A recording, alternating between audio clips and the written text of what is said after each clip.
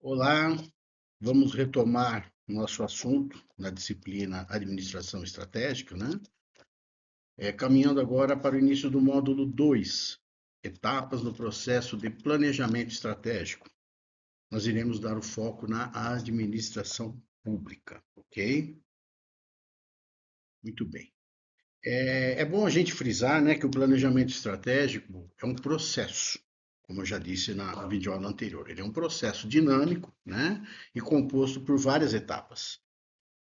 Outro fator importante é o modo como essas etapas estão dispostas, como elas estão sequenciadas, né? Na literatura que trata do processo de planejamento estratégico, existe uma infinidade de modelos que englobam várias etapas. Ou seja, cada autor descreve ou tenta detalhar a seu modo, não é? Mas todos são convergentes, ok? Assim sendo, é de forma simplificada que podemos listar as etapas do planejamento estratégico, tá? Então, assim, eu vou listar as etapas todas e dar uma explicação básica de cada uma delas, para vocês entenderem o raciocínio sequencial da coisa, ok? Muito bem. A gente lista 9 etapas, tá? De uma forma simplificada, 9 etapas para o planejamento estratégico.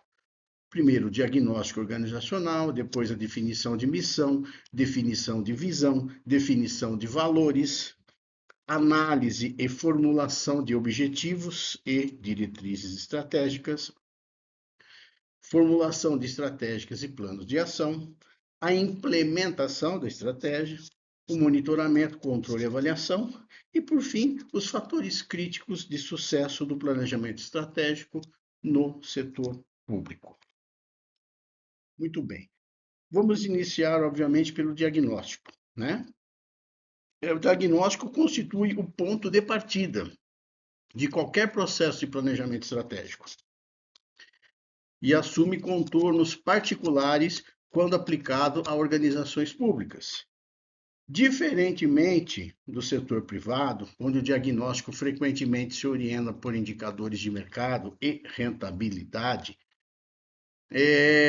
no setor público, o diagnóstico precisa capturar a complexidade de múltiplos stakeholders, que, para quem não se lembra, são os cidadãos, os órgãos de controle, o poder legislativo, servidores de sociedade civil organizada e por aí vai.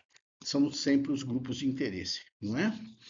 Cujos interesses nem sempre convergem. Essa etapa se desdobra tradicionalmente em duas dimensões complementares: a análise do ambiente interno, que busca identificar as capacidades instaladas da organização, e a análise do ambiente externo, que examina fatores que escapam ao controle direto da organização, mas que impactam diretamente sua atuação, como o marco legal e regulatório aplicável, as diretrizes de governo emanadas de instâncias superiores e etc. Na segunda etapa, a definição de missão. A missão representa a declaração da razão de ser da organização, expressando seu propósito fundamental e o motivo de sua existência perante a sociedade. No setor público, a missão frequentemente já se encontra parcialmente definida pela legislação instituidora do órgão ou entidade. Ou seja, a missão ela já vem justificada pela criação do próprio departamento, da própria autarquia, não é? O que confere a esta etapa um caráter menos discricionário do que no setor privado, onde a missão pode ser livremente formulada pela alta administração. Ainda assim, o processo de redefinição ou definição da missão em organizações públicas cumpre uma função relevante: traduzir o mandato legal em uma declaração compreensível, mobilizadora e orientadora da ação cotidiana de todos que ali trabalham, de todos que ali estão lotados, dos seus servidores. Por sua vez, na terceira etapa, a definição de visão descreve o estado futuro desejado pela organização, projetando um horizonte temporal, geralmente entre 4 e 10 anos, compatível com os ciclos de planejamento governamental. No setor público, a construção da visão enfrenta um desafio estruturante importante: a descontinuidade administrativa decorrente de ciclos eleitorais. Nós temos isso ainda. Se você comparar uma organização pública com uma organização privada, a organização privada tem seus cargos de chefia, seus cargos de confiança ocupados de uma forma mais perene. Não existe tanto rodízio. Está dando certo, continua. Diferente da organização pública, né? A organização pública passa por pleitos eleitorais, o país passa por pleitos eleitorais e muda os dirigentes, muda as equipes, muito embora boa parte dos servidores possam ser estáveis, né, concursados, mas eles são feitos rodízios nos cargos de chefia, né? Uma visão estabelecida por uma gestão pode não ser integralmente compartilhada pela gestão sucessora, o que exige que esta etapa do planejamento busque ancorar-se em elementos de continuidade institucional e não apenas em preferências de governantes específicos. Partindo para a quarta etapa, definição dos valores, os valores organizacionais representam os princípios éticos e comportamentais que devem nortear a atuação de todos os integrantes da organização, funcionando como balizas para a tomada de decisão cotidiana, especialmente em situações de dilema ou ambiguidade normativa. No setor público, determinados valores assumem centralidade em razão dos princípios constitucionais que regem a administração pública, consagrados no artigo 37 da nossa Constituição Federal. O acrônimo LIMP, né? Legalidade, impessoalidade, moralidade, publicidade e eficiência. Esses princípios frequentemente transcendem a condição de meros valores organizacionais para se tornarem obrigações jurídicas, cujo descumprimento pode ensejar responsabilização administrativa, civil ou até penal do agente público. Na quinta etapa, seria a análise e formulação dos objetivos e diretrizes estratégicos. Concluída a etapa do diagnóstico, a definição da identidade, que seria a missão, visão e valores, né? O planejamento estratégico avança para a formulação dos objetivos estratégicos, que traduzem a visão em metas concretas, específicas e, na medida do possível, quantificáveis. No setor público, essa etapa está intimamente conectada aos instrumentos de planejamento orçamentário previsto na legislação brasileira, como o Plano Plurianual, PPA, a Lei de Diretrizes Orçamentárias, a LDO, e a LOA, né, a Lei de Orçamento Anual, a Lei Orçamentária Anual, né? Os objetivos estratégicos definidos no planejamento devem, idealmente, né, encontrar correspondência nos programas e ações orçamentárias constantes nesses instrumentos, sob pena de o planejamento estratégico se tornar um exercício meramente declaratório, dissociado da efetiva alocação de recursos. Ou seja, tem que ter uma amarração aí, né? Não adianta você formular objetivos que você, por exemplo, não vai ter dinheiro para atingir. Tem que estar alinhado, né, com os orçamentos. Por sua vez, a formulação de estratégias e planos de ação seria o sexto passo. Uma vez definidos os objetivos, cabe à organização formular as estratégias e os planos de ação que viabilizarão seu alcance. Essa etapa envolve a escolha entre alternativas de ação, a alocação de recursos humanos, financeiros e materiais e a definição de responsabilidades e prazos.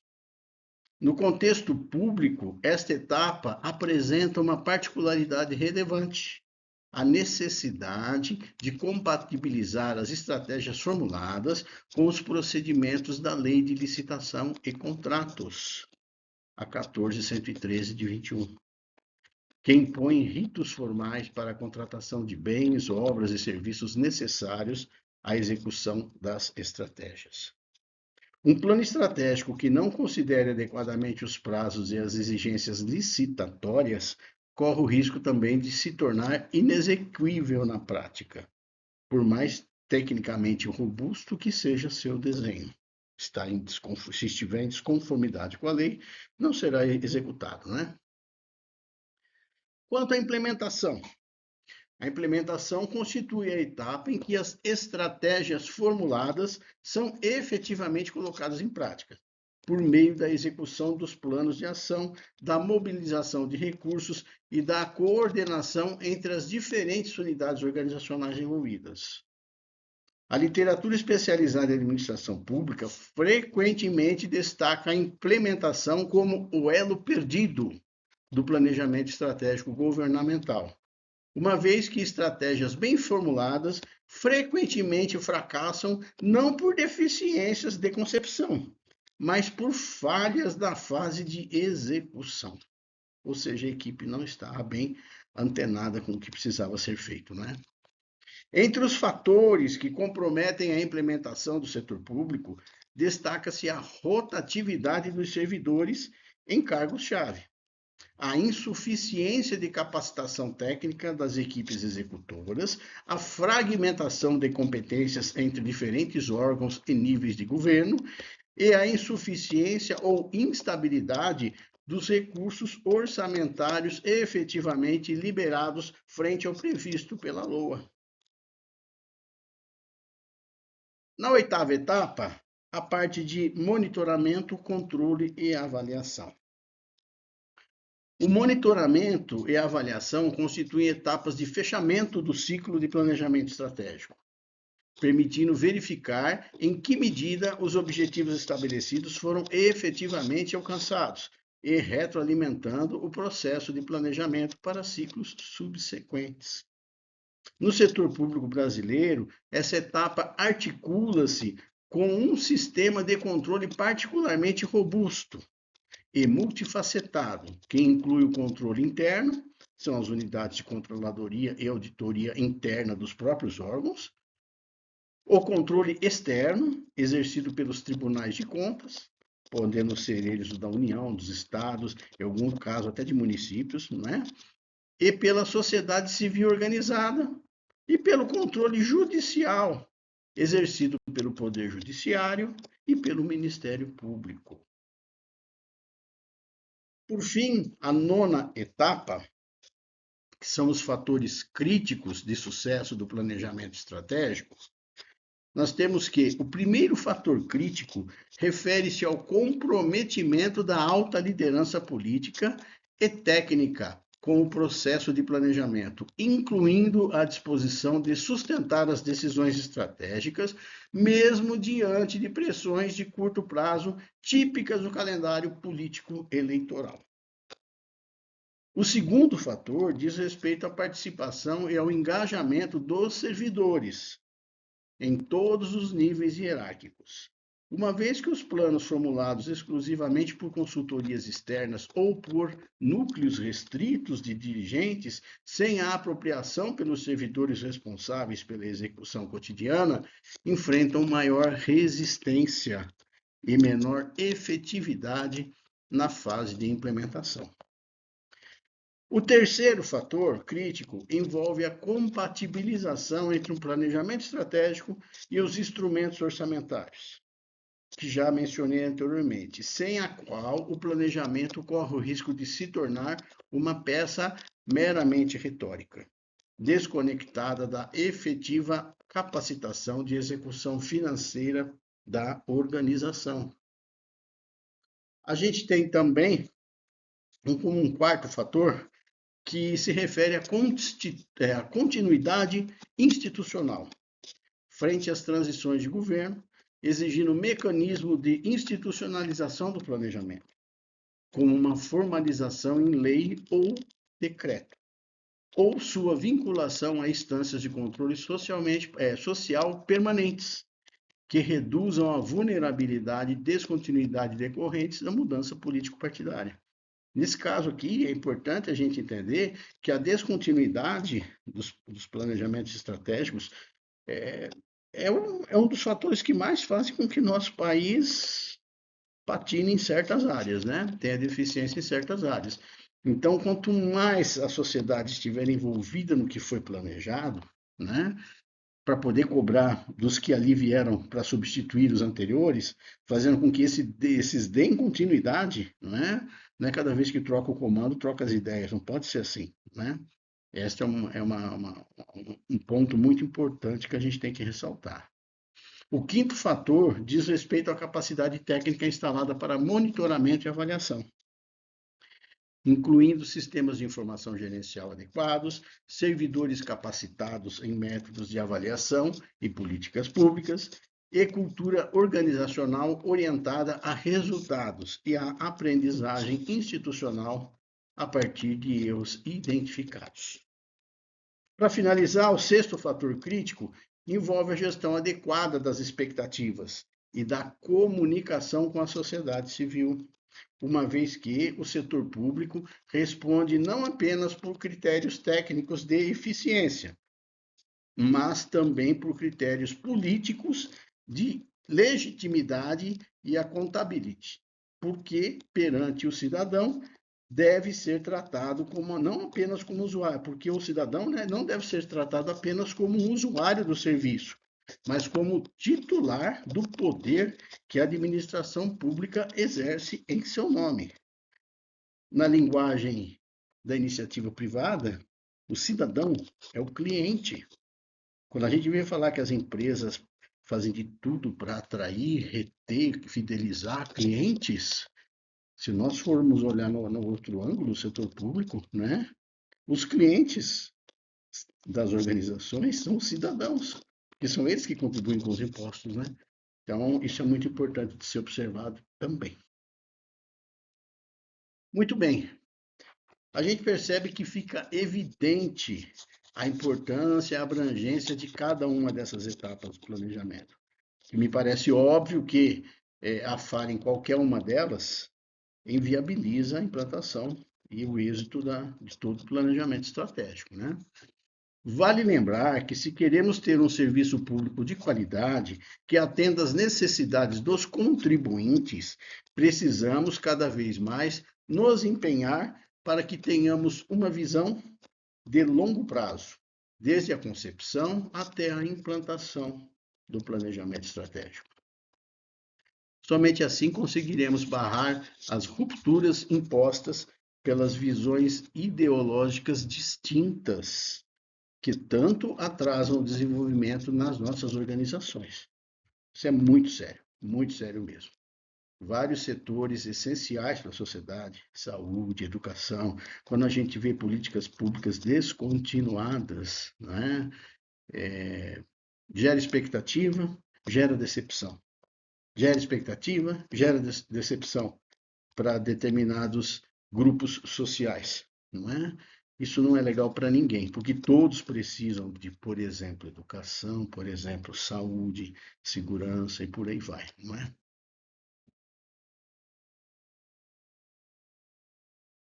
Muito bem.